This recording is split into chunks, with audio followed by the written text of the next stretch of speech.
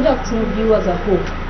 You're welcome to another wonderful edition of interview on Community Today platform of CEO Africa Online News, which is viewed by over 3 million people across Africa.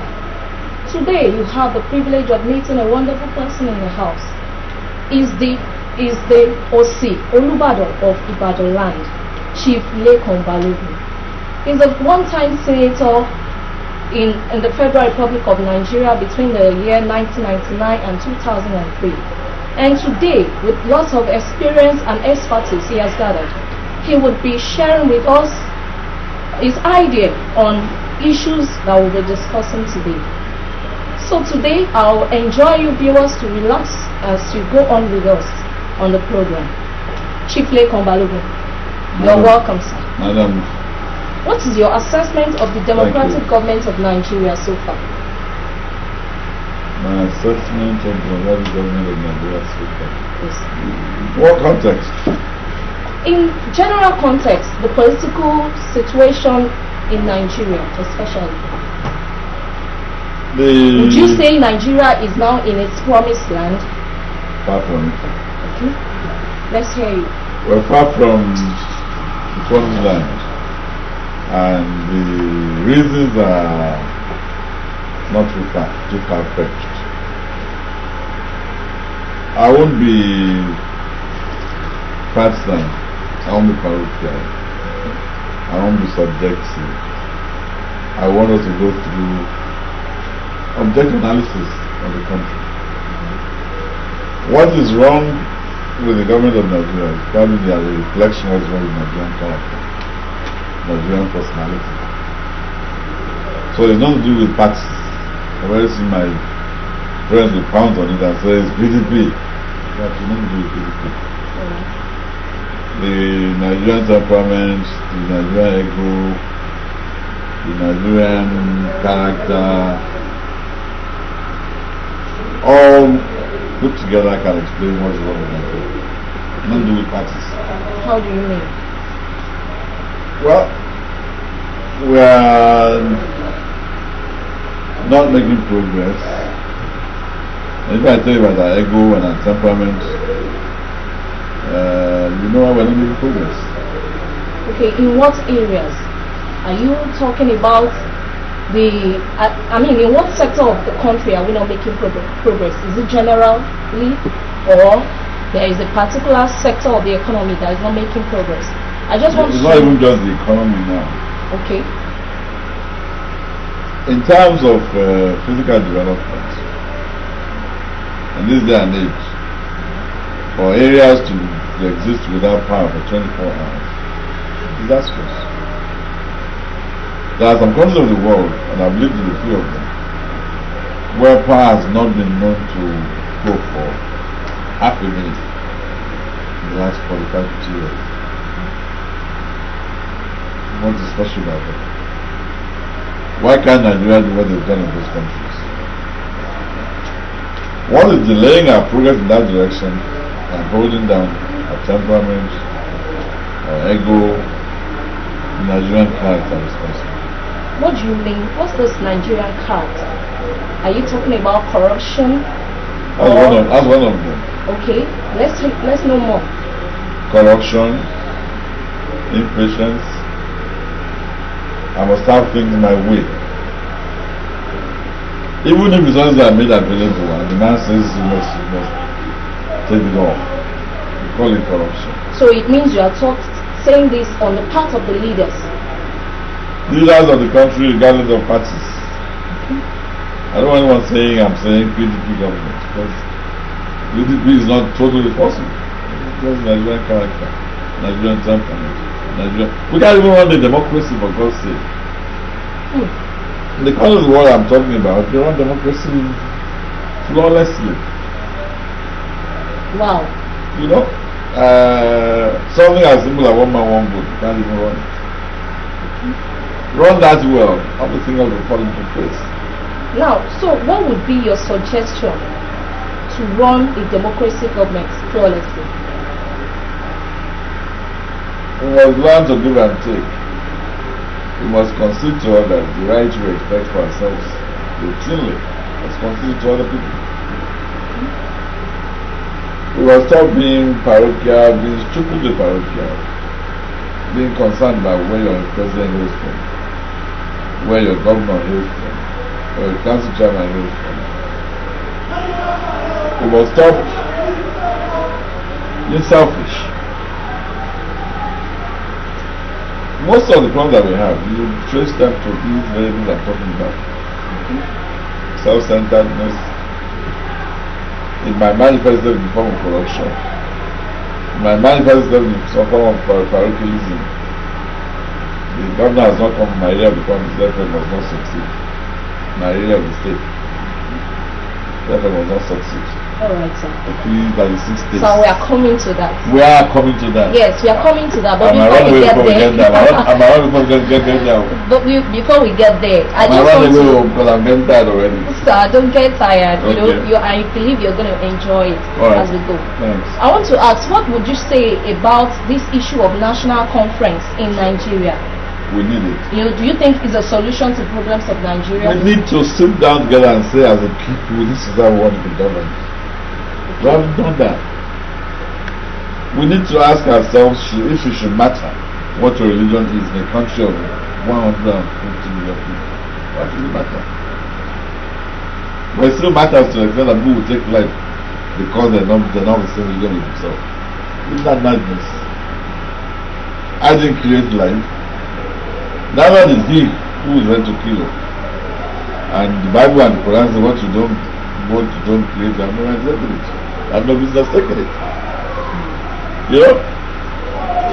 We need to ask ourselves if it should matter where the president hails from, what geography of the country the president hails from. We need to ask ourselves, instead of looking for the best material to lead the nation, we're talking about 6 zones, geographic zones. What should matter? Don't guys were governed well. And I think most ordinary Nigerians will not care where you hail from as the president, as long as you're doing well. But some have said that this national conference is for partisan political purpose. What do you think about that? I don't think so. Let me know why you don't think so. Let me know why they think so. Okay. They have to tell us why they think so, and then I can counter them. Alright, I think. I contradict them. I think I've heard some people say that it's because PDP is in government, they want to characterize on what the people will say, to maybe to go against their wish, or does that make sense? They've said so many things on this issue. I just want to know national confab is to say, as Nigerians, let's sit down together. Tell ourselves I want to be governed. What's wrong with that? So what do you think should be the focus of that national conference? Apart from, okay, this is how we want to be governed. I believe you have your own opinion. No, that statement about how we want to be governed is very loaded. Okay, let us. It might contain 1 million questions. Should it matter what my religion is? That's the matter between me and my God. Should it matter where I hail from as fellow Nigerians? For you to give my respect as fellow Nigerian? Should it? So you're talking about the rights of Nigerians? Yes, generally. Should that be the main focus? Part of it, my sister. Alright, what are the right to earn a living, the right to live in any part of the country. It's an overloaded variable. It's not just a one question variable. How I earn my living, where I live my life, where I marry from. These are the basic things of life.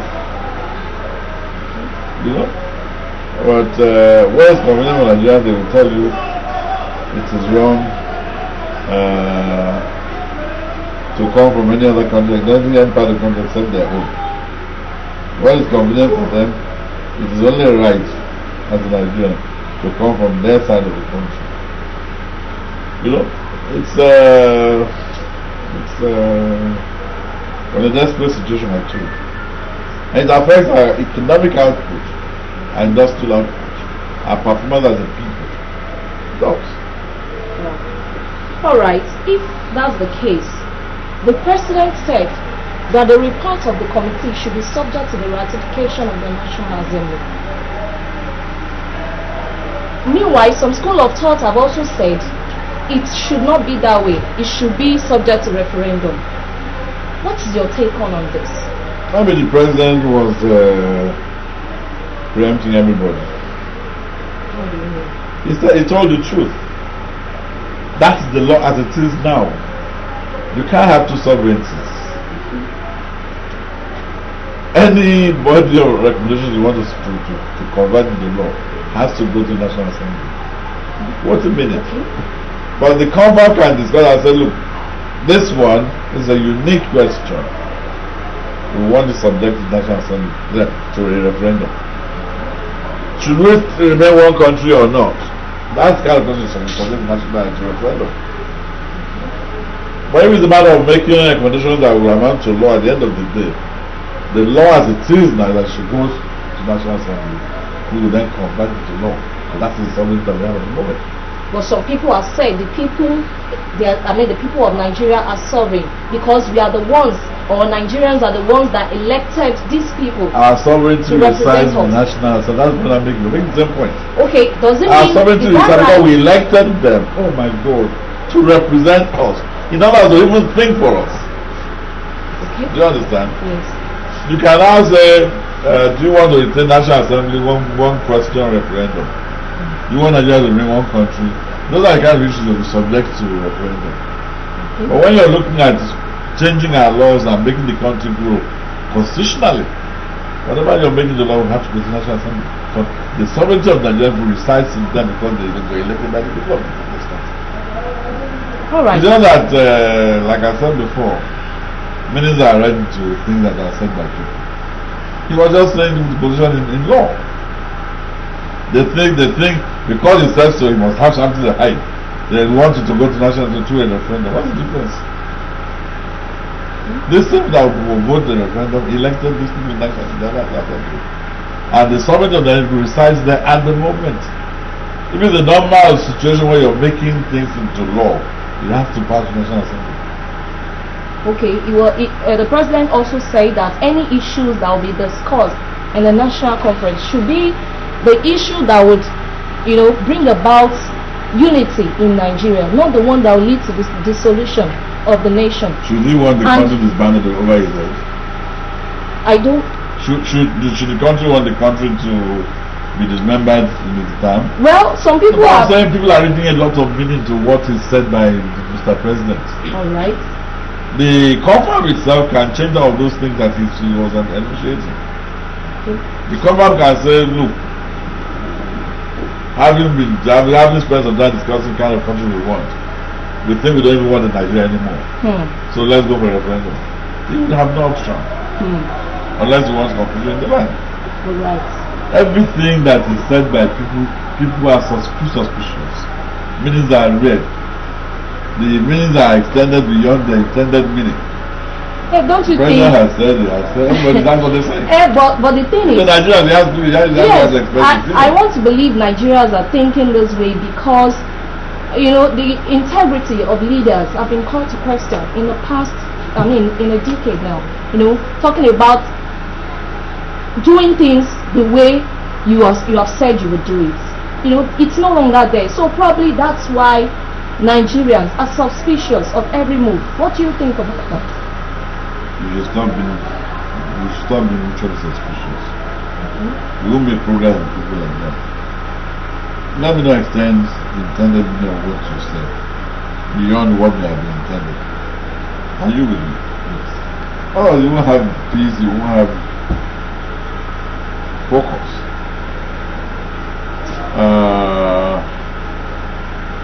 Now we have a confab, let's make the confab work. Let's stop suspecting motives. Alright, I'll hand over to my colleague to ask another question. Me alone to put another colleague on you. Yes. No problem. To an ardent politician, a stakeholder in Nigerian politics, and one of the founding fathers of PDP. Thank you. Of course, we know that your party is still the one ruling at present, and the one who acts. Do you? I'll be ruling for a long time to come. Okay, thank you for that. You're welcome. I want to ask. You know why I said so? It's the only party that's democratic in this country. You can say what you feel about anybody in the Philippines without getting into trouble. For some other party, you can't say that. And that democratic foundation makes for possibilities, positive possibilities, makes for growth, makes for development. Well, you can't even express your opinion, for God's sake. Like in APC, maybe Modion, like Panadol Party. Okay, thank you very much for that expression. The right to express your opinion. Okay. Is a fundamental variable for development. Well, fortnight ago, APC came up to say that they won't be part of the confab. What do you think about this? If you know the history of this confab thing, most people who had demanded for confab in the past had APC leanings in the last 20 years. I have been a front runner in saying, let's have a confab. The idea is to stop with Boko Haram arising. If you say religions would matter, then let's go our respective ways. And no one state has only one religion in this country. So we found we're in a cul-de-sac. You know, for them to all of a sudden do a U-turn and say confab is not the solution anymore. Over the last 25-30 years, we've been demanding for national confab. Independence was imposed in 1960 without proud discussion as to what kind of country we wanted. For a chance, let's sit down together as a people and say, we want to make one country. Should religion matter to you, where you live, and so on and so on? Fundamental questions of society. And when you have multiple religions in society, multiple ethnic groups in society, you should have that kind of confab to say, how do we live together as a people? Are we really one people? Have there been other, countries that, took on to this national conference and they succeeded? Yeah, I can't name names now, but I'm sure it's very much part of process of development in different parts of the world. I mean, it's like laying a solid foundation for development. What kind of a country do we want? Should you have a right to kill because I'm not a Christian, I'm not a Muslim? Should you? Should you not have a right to marry from Igbo land or Fulani land and vice versa from Yoruba land, Bati land and all that? Okay, you have been... And once we are agreed on that, the people behind who?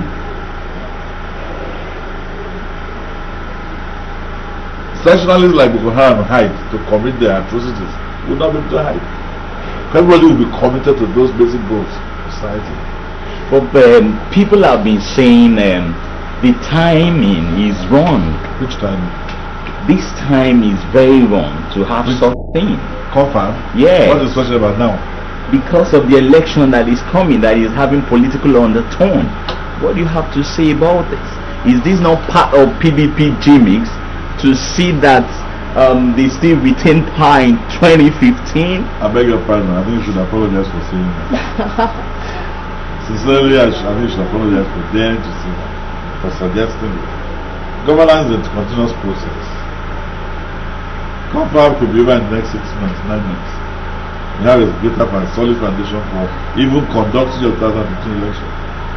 But because of your subjective, typical Nigerian egoistic temperament, you'll say that it's a scheme to destabilize the country, to ensure that PDP will how does that guarantee PDP's victory? Let's come on, please. Come on. Okay. Doesn't make sense. Do you believe in the chairmanship of the former Senator to be actually transparent, the chairman for the confab to be transparent in the aspect, yes, in the aspect of, yes. I believe strongly in his chairmanship.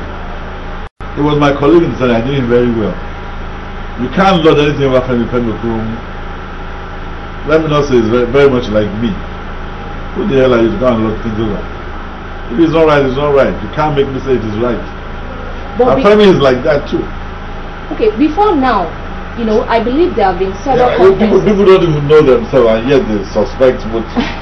Sir, before now. How are you suspecting a man who you don't even know? Femi is, whoever chose Femi meant well. Whoever chose Femi to be the chairman of Compa, this Compa dialogue must have meant well. Femi is not the man to collude with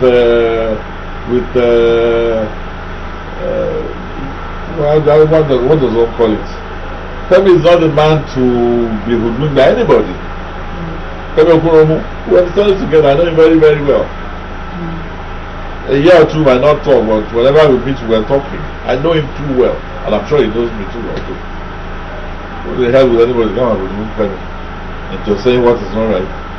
In fact, his choice alone made me feel that we were serious.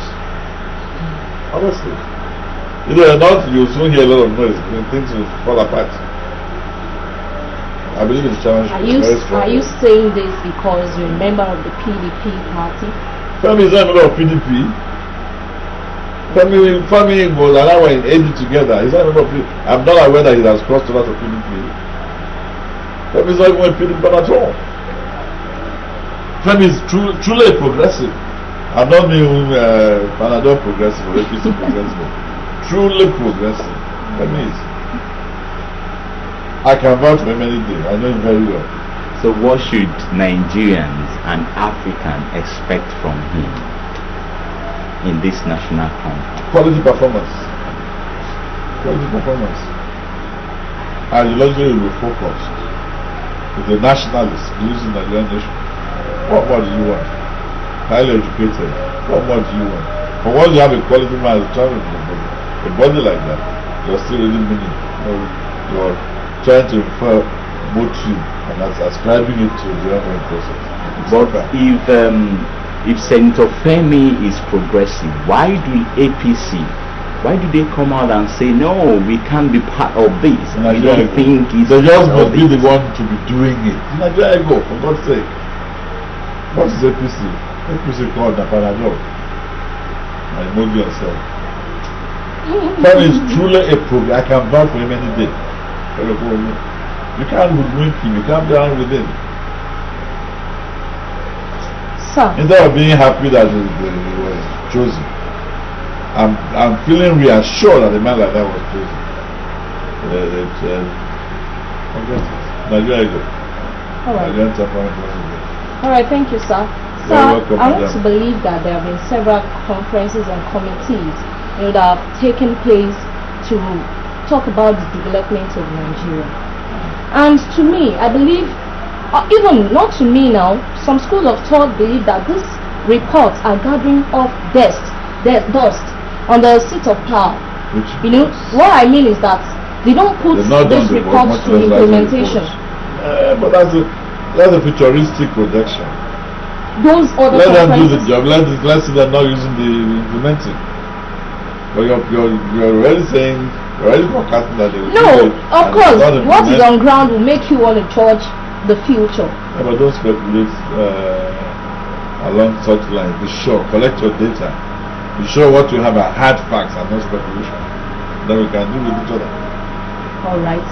There is no problem. So what do you have to say about the court ruling which laid embargo on on Abaka Baraje's PDP?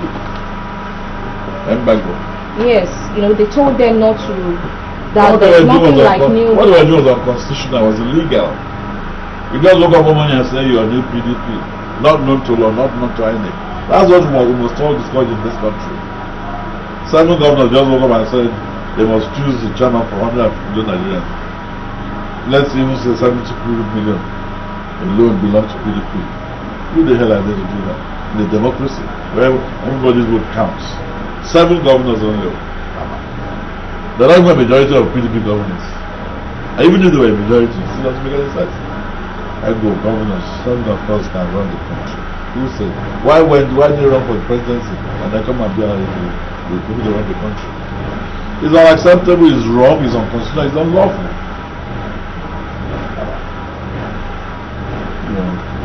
So you are saying that ego, the Nigerian ego, that's the problem. Is responsible. No, why would 7 people think they have a right to run the country? Tell us who to be chairman of the party. Tell us where the president was hailed from. And of the 7 of them, 2 want to the president, but 3 or so want to the vice president. Can you mention their names? I want to be I don't get president and personal vice. on occasions like this. One of them is doing a third time by proxy. Third time. That's not allowed by the constitution. He has a proxy who is fronting for him because he had done his own 2 terms. He now picked up a boy to, and he's still running the state in question. And the same person was the president as well. And there you go. They think they must have his way. So talking about Nigerian constitution, some people say that this national conference will help build a new constitution, naming it Nigerian People's Constitution. Sure. Now, do you agree that the constitution on ground is a colonial document? What I mean by colonial document is it a military-based constitution that shouldn't be accepted by the people? Let me go back to independence, 1960. Okay. There were pre-independent constitutional conferences in London, where the British colonial authorities said, "Oh, Nigerian leaders, sit down. Let's have a conference, round-table conference. If we give you this independence, you will call your country Nigeria." We said yes. And then I was coined by Lord Lugat's concubine. Some say wife. No, it wasn't his wife. She wasn't his wife. Lord Lugat's concubine gave us the name Nigeria. What's the pride about the name Nigeria? Coined by a person like that. Huh? You call it London, we say yeah. You remember of the Commonwealth, whose world was never common. We say yes. Remember of the Commonwealth, whose world was never common. Has never been common. But still remember today. We still remember. And so the foundation of our constitutional life was defective from the word go. We've been dancing around it since then. We've been preparing it over, dancing around it since then. For one, let's have a people's constitution. The constitution that was formulated by the people of Nigeria themselves. This could be a path to it, for God's sake. Wow, that's good. Thank you so much. You're welcome. Talking about accountability structures in Nigeria. Yeah. It's been discovered over time that so many politicians, or let me put it, those in power, place of authority, they exhibit this character of non-accountability. Take for instance the case of Aviation Minister Stella Udwa, the 255 million bulletproof car that she bought, and people have started clamoring that this is very wrong. So what can you say about it? Do you think there is a problem with the accountability structures in Nigeria? Is there not? Okay, let us know. I don't know the facts about this particular case, but from what I've read the papers and all that, it is lawlessness and corruption in the extreme. Why should that happen? But let's not preempt the process of conveying the data involved in the whole episode. We have to be a bit more patient. When we have more facts, we'll discuss it. We'll come find it, we'll discuss that then.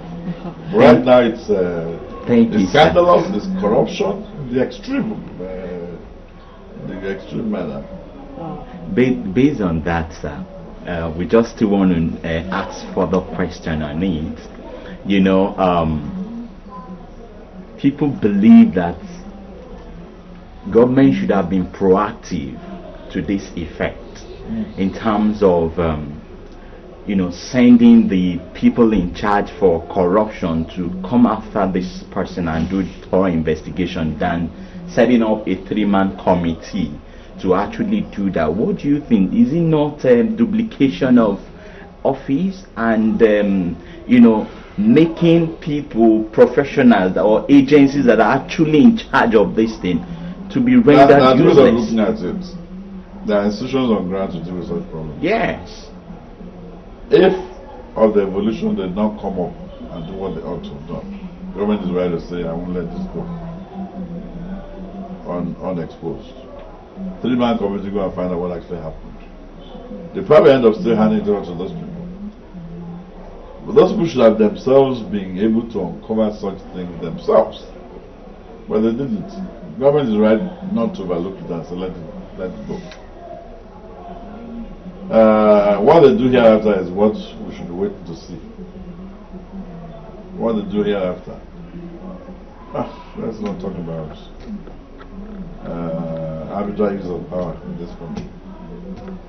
Like a couple of other ministers who are worse than the education minister. We're talking about them when the bridges will cross when we get there. The education minister is what we're talking about now. There are others who are too arbitrary in the use of power, but I won't say them now. But based on this, should government still go ahead to say let's investigate when the whole facts and figures are already on the table? Shouldn't government just say, okay, we relieve you of the appointment while the investigation is still going on? That may still be done. Let them get a prima facie case against that. Why should the person still be in the helm of the affairs where they are investigating? I'm sure they won't be able to get any result. The same you will start saying they were too presumptuous, they were too arbitrary, they were too much in a hurry haste. Why wouldn't they investigate before they start additional punishment? I think it's right to do at least preliminary investigation and make sure you have enough data before you take action. Chief Lekan Balogun, do you believe that political parties are the key drivers or major key drivers of democracy? Why am I saying Shouldn't this? they be? How? In a system where it's one man, one vote, and the parties are the people, the parties are the structures to attract the participation of people. In other words, you have three parties in the country, 102 million Nigerians belong to those three structures. But the committee chairman of the National Conference, Femi Okoromo, he said that the political parties could corrode the process or bastardize it. You know, why would he say so, since you believe in his ability to deliver? No, he's saying he doesn't want to encourage interference by political parties. I'm sure that's in that context that he meant. So, what do you mean interference? No, I'm saying, he says, leave me alone, let me do my job. Political parties, stay clear of my processes. But the Interparty National Chairman is saying that it won't augur well with the confab. The party national chairman? Yes, Dr. Yenusa Tanko, the National Chairman of the Interparty Advisory Committee. He said what? He said that attempts to exclude the political party will hurt the confab. What role will political parties do? It's a national assignment. That's why I'm asking you. No, he's right. He's wrong. Sorry, he's wrong. Femi is right. So it means that you're not excluding them. Nigerians are playing this role, and Nigerians belong to political parties. But you said before that political parties are major drive, of democracy. Yeah, but I'm saying institutions like political parties should not be allowed to interfere with the processes, which is what Femi is saying, and I agree with him. But to say you're having a confab where Nigerians will participate and play a major role, and you say they're including political parties necessarily, it's wrong. Nigerians still belong to these parties, but they should not come as parties to interfere with the processes. That's what Femi is saying. I think it's dead right. Okay. Political parties will come with institutional parochialisms. They want to do it their party's way, and then unless the conflict will arise and contradiction will start emerging that are not necessary and not healthy for the conflict. I'm probably saying what is right. So, as Nigerians, play your role, not as political parties. Although you're members of political parties. There's a difference. So how would you advise the present government to tackle the issue of insecurity in Nigeria? No, I think it is wrong to be saying offering amnesty for criminals. Okay. I've said that time and again. So even if you kill 1 million people, we'll give you amnesty. If it's coming for, if he hopes to come for amnesty next 1 year, he will give himself 1 year target to kill as many as he can kill. Then he will get amnesty at the end of the day. It's not done anywhere else in the world, I know. You're promising amnesty to criminals. You should deal with them with the long arm of the law of the land. Put out policemen, acquire weapons to deal with them. Not play around, talk about amnesty. It's not done. It's improper. And that would not be discouraging more criminalities. In fact, it would be encouraging it. Means at the end of the day, they will give an amnesty anyway. It's wrong. Thank you so much. So how can you assess the Oyo State government presently? Any changes so far? Too early to assess. answer. Too early to answer. It's almost the end of the term. No, we're not used to being told the truth. Okay. It should snowball into major contradiction, major contradiction, and therefore major crisis. And I don't want to be rocking the boat at this point in time. I mean, if you have a government that, in the name of beautifying the environment, is encouraging the incidence of high blood pressure, strokes, premature death, and so on and so forth, disharmony in the families, kids who were in private school before can't have, their parents can't afford it anymore. They're now in the public school. They don't feel comfortable in public school. They're not used to going to public schools. At what cost are you beautifying environment? And I'm saying you can beautify environment without this emotional cost. It can be done. What's the big deal about beautifying the environment? So beautifying the And again, you say you're progressive. You're pursuing policies that will only attract the likes of you, the bourgeois classes. Oh, but it's more beautiful now, bourgeois classes. At a great cost to the livelihood of a lot of people on the roads. Thank God one of the institutions that were disturbing the environment was removed recently. Thugs in uniform. Yes, great cost. They're not just maintaining clean environment at no cost to the emotional health of people. You're selling something along the road. Instead of over time, go on television and say it's wrong, it doesn't make our environment look neat for non-Nigerians who are in the country and all that. You start carrying their wares, start throwing it away into the gutter, you start beating them. What kind of beautification is that? At a great cost to the integrity of the individual, to their livelihood, to their emotional health. But are you trying to say it's only the focus of the government is just on beautification? Are there no other things he has done or the present government has done? Tell me about them. To what have they done in education, area of health? I hear he's building schools around, in some local governments. Schools are being built, hospitals are being built, boreholes are being created. You're a media person, you're a media expert. Tell me 3 only. I should tell you 3. Only. It's something. They're being built. So like a bicycle. They show it. We see it. Maybe that's what I'm asking. That's why there's not time to talk about those local issues. We'll talk about that at the right time. All right. Right now it's premature. Premature. Premature. Anyway, we are going to come back to you concerning that statement, premature. I won't be available. You will always be available for that. Thank you. All right, sir. Let's come to personal life now.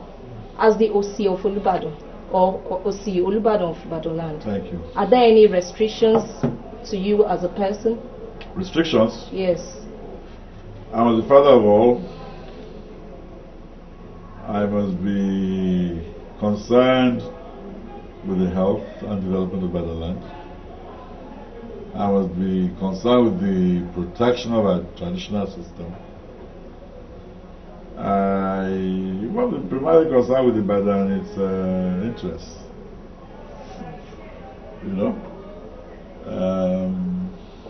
And that's about it. Alright, so do you have any regrets in life? Regrets? Yes. No, I do most things very consciously. Even if I do things that don't turn out to be good, not right, good, I still won't regret it. I would have done the right thing, even if the environment would not make me be happy that I did it. You know what I'm saying? Yeah. So in your process of choosing what to do as a person, maybe where you worked or the course you studied, there's been no regret so far? Certainly not. Even if I slapped you in the course of growing up, I won't regret it because I would have had very good cause to slap you. Wow. I'll give you an extreme example. Okay. No, I won't slap anybody ordinarily. I just say even if I slapped you, and this man is a son kicked me and I fall over 10 times. Looking back, I still won't regret it because you would have done something to deserve the slap I gave you, the first stuff. is kicking up my body and all that, notwithstanding. I don't. Most things I've done in life, I have no regrets about them. You know, because of study, all that. I mean, I very badly wanted to study law. I didn't study law.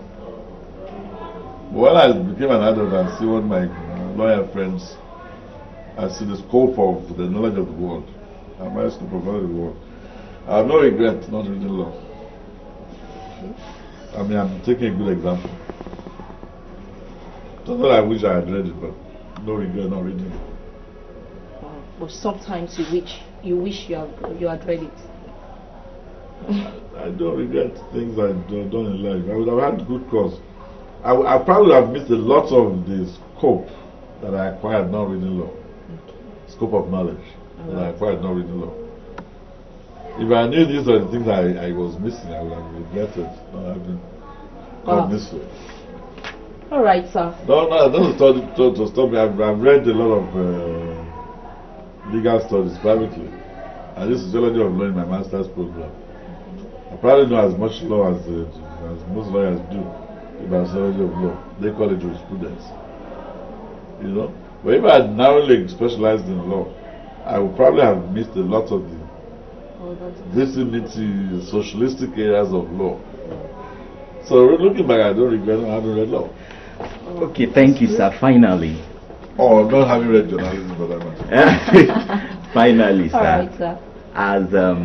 As a custodian of culture and tradition, thank you. Do you think that the present state governor, this present state government, is actually tapping into the rich cultural heritage of Ibadan land? I don't understand your question. That question had better be answered by Isaac Ajimobi, the governor of the state. Sir, no. He alone can say how much he's tapping into it. If he's not tapping into it, he alone would know. You are the OC of Ibadan land. Yes. And of course, automatically you are a traditional ruler. Yes. And as a traditional ruler, you're a custodian of culture, and you should be able to say if the present government is actually harnessing the enormous resources that can be tapped from culture of Ibadan land. Remember I said I should not be partisan at some level. Yes.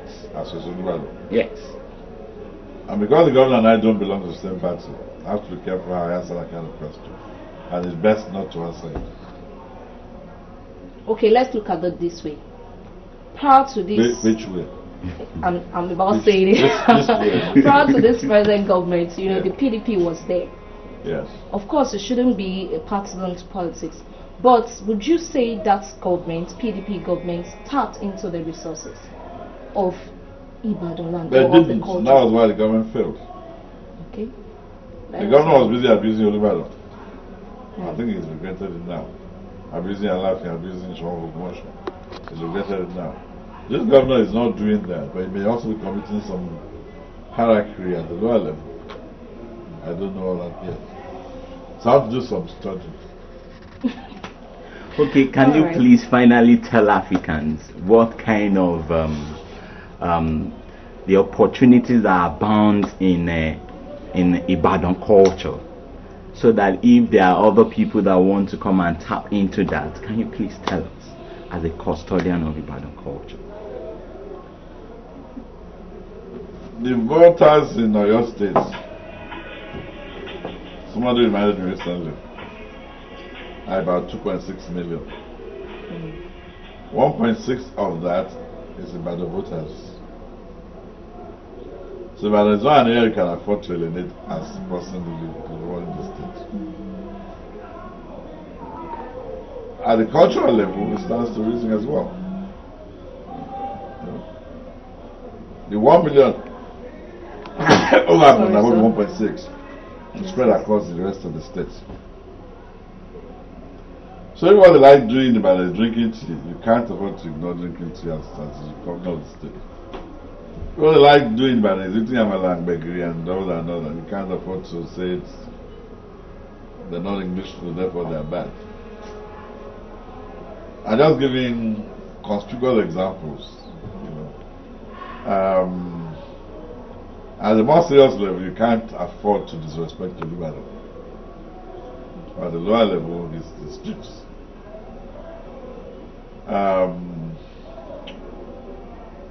So, the cultural heritage of Ibadan, 11 local governments in Ibadan, very qualified to be able to state unto itself.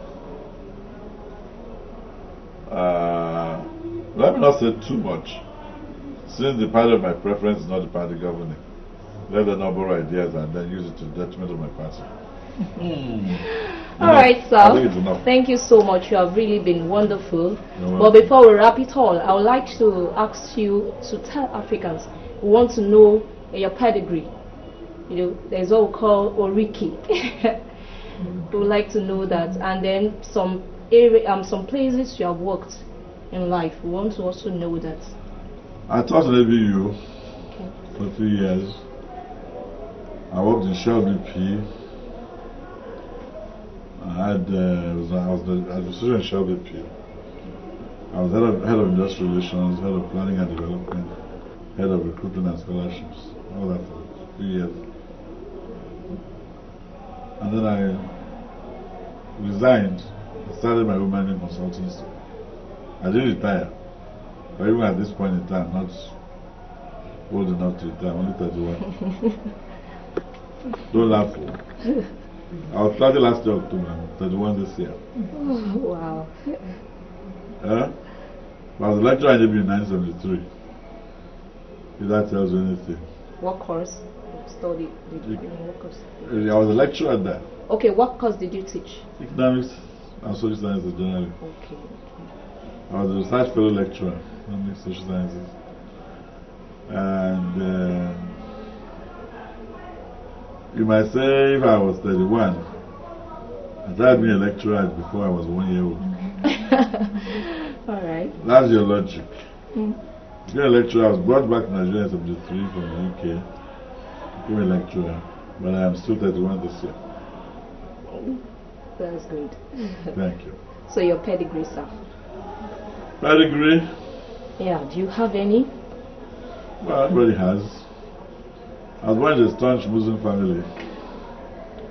Went to Islamic school, learned the Quran.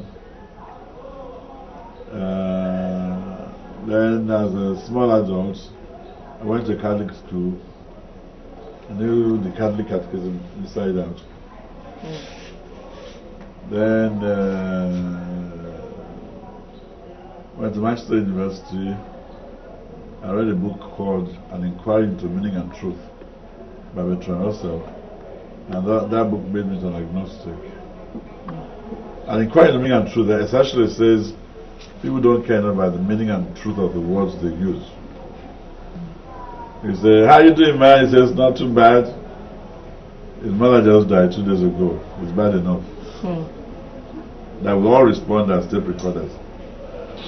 How you doing, man? He says, fine. Just failed an exam. You couldn't do that fine. And then if you internalize the lessons of that book, someone else says, how you doing, man? You say, how am I doing? Kumsi kumsa. Most of the time, for most of us, it's kumsi kumsa. Hardly ever fine, hardly not too bad. Unless you just want the pool. You know? And so when you become more conscious about the use of words, you won't slap me and I say, God is watching you. Because where is God? How do I know He's watching you? What's His God? Where does He reside? You slap me and I say, this is not fair. It won't be God is watching you, like we say in Africa, especially in this part of Africa. So, I say, God, what does this do? Who pays his wages? What does he do for a living? You finally can't answer all these questions. Later, I became a Marxist-Leninist, and I became an outright atheist. I went beyond that later and found that scientific explanation is not sufficient for most issues in life. And I came back to theism, a strong belief in God, and there's no religious bias. So, pedigree, that's about all. That's the only Bible. Alliance for your governorship 1983. 1983, lectureship in ABU 73. Then you did Alliance for your governorship against Chibala again. Dr. Loyal. There's nothing else to say. All right, thank you so much, Chief Lekan Balogun. You know, it's been really wonderful time with you. And viewers at home, I told you before that you are going to enjoy this edition of interview. I said before that the OC of Olubado's experience and expertise will help us do justice to the issue on ground. And I hope my word stands. Well, thank you so much for watching. And for more information on the platform, you can click onto www.ceoafrica.com. Thank you. They will bring you a fresh edition. Thank you.